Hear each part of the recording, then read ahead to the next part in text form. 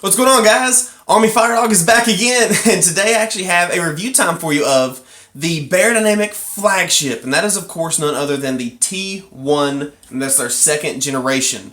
This headphone was sent to me courtesy of Beyerdynamic, and thank you all so much again. So, as always, I like to start with the construction of which, and then I'll work my way down. So the constructions of the Beyerdynamic T1 is exactly what I expect a flagship headphone to be. It is all aluminum and handmade in Germany. I love just having something that a human has touched on my headphone, or something that's being handmade. That means a lot to me, that someone put their time and took their personal pride in a product, and these are all handmade. But the top of which, very similar to the Amaron Home, has a nice cloth headband with the Beyerdynamic logo stitched right in there. The only difference is you actually get some nice leather accents right here on either side. It doesn't really add much for comfort. It's the same as the Amaron Home in my opinion, but I mean, it's just a nice touch. I get a little bit of luxury for the $1,100 price tag. Moving down, the inner of the headband as well the arms are also aluminum. Very, very lightweight aluminum. You still have your multiple adjustment divots right there, so you can easily match up one side to the other to make them even. And a really cool feature that's on the T1 is actually you have a laser etched the T1 logo here, as well as just some laser etched designs here, and it just looks nice. It doesn't do much for anything else. It's just a nice look. Now, one you will see is actually, if you look on the grill, if my camera will show it, there it is. The Beyerdynamic is actually laser etched in the grill itself, which, on a side note, the Beyerdynamic T1 is actually a semi-open headphone, which goes a long way with the level of realism that the T1 really puts forth. What's cool about the T1s, and actually most of their flagships, is that, as you can see here, the driver is actually angled. And so instead of being straight on, it's actually tilted this way. That puts the sound waves coming towards your head, which adds a lot of accuracy and realism and detail to your music. Just by that simple turn of a driver where they're coming at you sounds more realistic. At least in my personal experience and what I've personally heard, every time I hear an angled headphone, it always sounds more realistic, and I'm able to place pieces in the soundstage much better. And immediately, going from a side headphone to an angle, just that little bitty adjustment. So it's kind of disappointing that more headphones don't have that, because I can't imagine that's too difficult to do. Moving on down, you have detachable cables that's laying down. I'll get to that here in a second. But this just uses non-proprietary, it's just two 2.5 millimeter jacks. So you can easily get a different cable, replace it, upgrade it, whatever have you be. So you don't have to send these cable off if, say, your dog gets a hold of a cable and chews it up. Not that's ever happened before. Moving on to the cable itself. The cable is very, very nice and shielded. However, it is very rigid, as you can see. So here's the cable, and it reminds me of a garden hose, and that's the best way I can explain this. So it's well shielded, as in I got no remote interference. When I was brushing against my clothes, I didn't hear squat. It's just a greatly designed cable. However, it is rigid. For example, when I'm pulling it across like this, and there it is, just by dropping it, there's a knot right there. So I have to actually, every time I listen to it, I have to unknot it. And it never fails. Not once have I ever listened to it have I not had to unknot it somewhere in the cable. So I've already touched on the headphone end, what they're terminated with. On the business end, it's terminated just like the Amaron Home, in an 1/8 inch jack that comes with a 1/4 inch jack option to be screwed on. I like this option. I'm actually liking this option even more so than the ones that are just coming standard with a 1/4 inch jack. The reason for such is if I want to take this portably, a lot of the portable rigs, and I'll use the iFi Nano iDSD Black Label that they sent me that I'm still reviewing.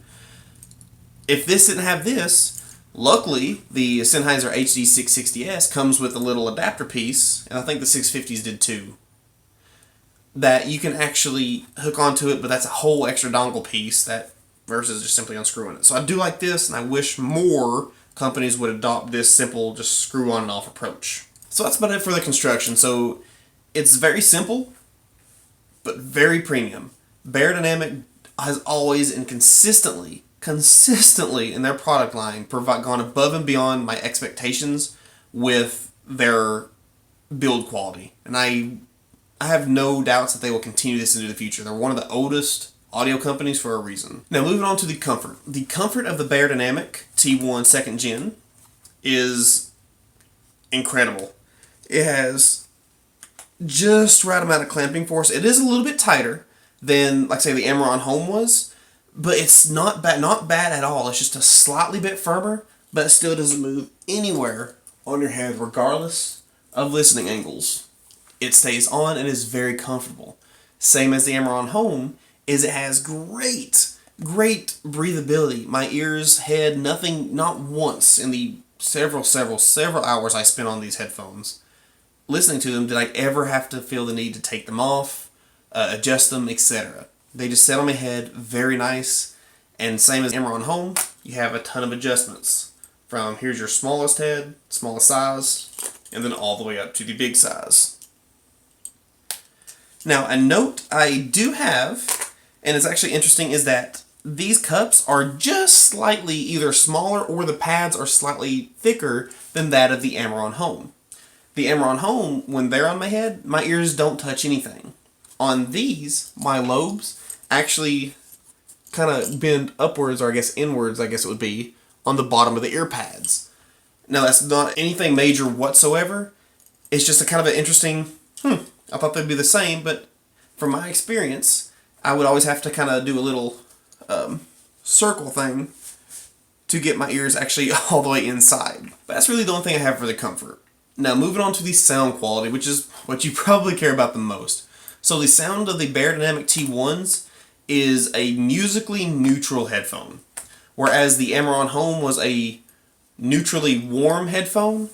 This thing is just, everything sounds in its place. It has, like, every piece of the ensemble knows where it should be. It doesn't step out of line, but it's not hyper detailed. It's not like the HD800 where it puts a spotlight on every little detail and piece. Everything just meshes together. It's like a well-tuned and well-trained and well-disciplined orchestra. No one's trying to get the spotlight.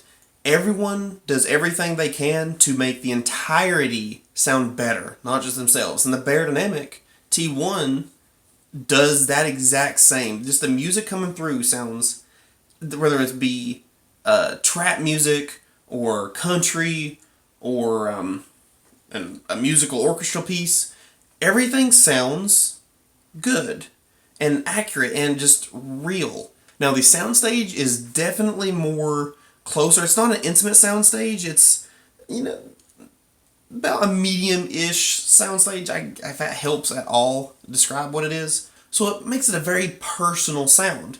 And I've actually came to learn I really enjoy that sound. The HD800s, or in my personal case, the HD800Ss, are very nice to listen to. But, sometimes where I've found that I really enjoy, yes, the 800s are nice, but to have a more of a personal experience versus I hear that detail moment, I tend to lean towards, I want an experience with my music. I want to feel what the artist is portraying, no matter if it's happy, if it's misery, if it's excitement, if it's joy. I want to experience that. And musical headphones such as the Beyerdynamic T1 or its Amaron Home, etc., do a wonderful job at that. Now, touching on that is on the soundstage, but the imaging. When you close your eyes, and actually you don't really have a choice with these headphones, they're going to close your eyes for you, it's just you know what you're listening to. And I'll use violins for an example. Just the violin, you can hear like the bow go across. You can almost hear or almost feel the fingers as they're being placed for the next note. Guitars. I know I'm going to butcher this name, but I think it's like Luca Stricanoli, and I know I'm butchering it, but it's going to be linked in the description as one of his songs. But his guitar playing just sounds so nice and it's very present. That's intentionally designed by his recording. But you hear the reverb of the guitar. You hear the resonance of the wood when he hits it, or just the sound waves going through it. And hear that on this when properly amped.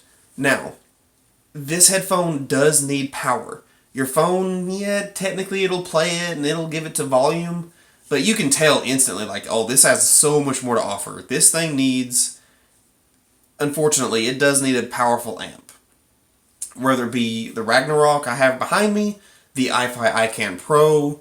Actually, I just heard at the audio meet, the WA22 from Woo Audio. Wonderful amp, by the way, on a side note. It needs some good power being sent through it for these Tesla drivers to really perform what they can do. And when they do, like, it is an experience that very other few headphones, awe-inspiring. But now let me move on more to the individual aspects, so maybe I can describe a little bit what I'm wanting to describe better. So the treble of which is, it has great extension. Again, when you're playing pieces, if it has a high note, it's going to take you up there. But it's the rest of it, other than it's going to play what the music is. Everything, the treble piece is just very controlled. Nothing steps out of line. There's no sharpness. There's no dips. It's just a smooth treble response that will be as loud or as soft as your music tells it to be. And that's all I can really say about the treble or the highs on the T1. The mids are very realistic. They're so full of body. Like when you're, and I'll use Nathaniel Ratecliffe's SOB song, when they're clapping their hands, or they're hitting the table, or when they're snapping their fingers, you hear that flesh, and it's so cool to hear that. I don't think, and probably the YouTube videos I always link in the description just for easiness for people to find the songs I'm talking about, but if you actually have the actual like CD version or lossless version of that song, you will hear that the fleshy sound that just is portrayed so good, and you get chills, or at least I do, when I hear it. And these headphones do that so good when paired with its reasonably sized soundstage. It's not intimate, but it's not far out. It's just a very personal approach to it. And it's the same way if I'm listening to male vocals or female vocals. It's all just a experience. Now moving on to the bass. So the bass on the T1s is very accurate, it's very tight, it's very controlled, but it's not really that heavy. So when I'm listening to harder rock songs, whether it be, I'll use the Animal song I used in my Amaron Home review, it's still fun to listen to, but you don't get that oomph as you'd want with a song like that. This is all about control. The T1 is meant to have everything in its place. Nothing's going to stand out from another, and that's just the overall experience with the T1s. So with that being said, for those of you who do like hard rock music and hard hitting bass, you might not like the T1s. They may not be doing it for you. So that's about the only... It's not a negative. It's honestly not. It's just, this is an accurate headphone that gives control to the music. It's like a warden that keeps everything in their place. So to finalize or conclude my thoughts, the T1 is a very musically neutral headphone.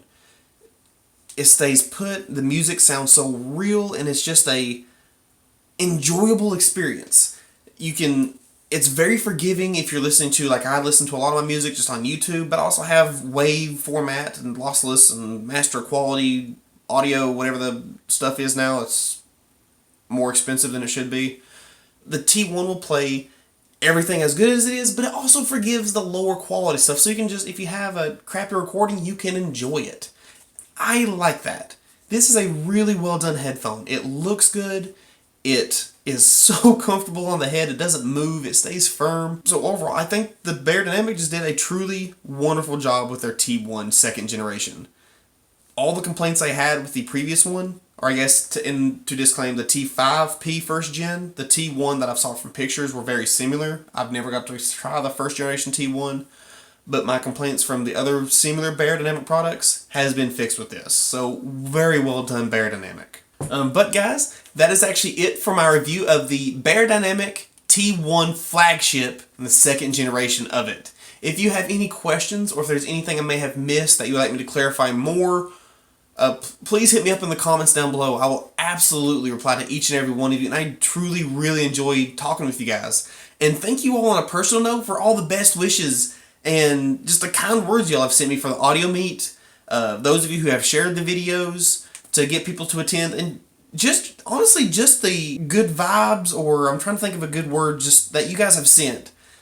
That is awesome. I'm just an audio enthusiast that's quite introverted, but when it comes to audio, I love hearing what people think, why music can make people feel certain ways. And I'll actually talk to this at the audio meet, is when you want to work out, what do? Okay, yeah, you put your gym clothes on, but then you put on your music. Well, what kind? Why? Because it gets you pumped. Well, okay, if you're feeling down, what kind of music do you put on? Why? Because it kind of eases you out. If you just want to relax, what kind of music do you put on? Why? That is why I love music, and I love hearing from you or to other people what music makes you do that. And I just share this incredible field with you guys. So to every one of you all, thank you so much for giving me the honor of having your subscription or your views, and you're taking your time to comment. I do appreciate that, and thank you. But anyway, guys, I'm taking a lot of your time. But as always, guys, my name is Army-Firedawg. It has truly, truly been a pleasure, but most importantly, and please I ask my friends, stay safe.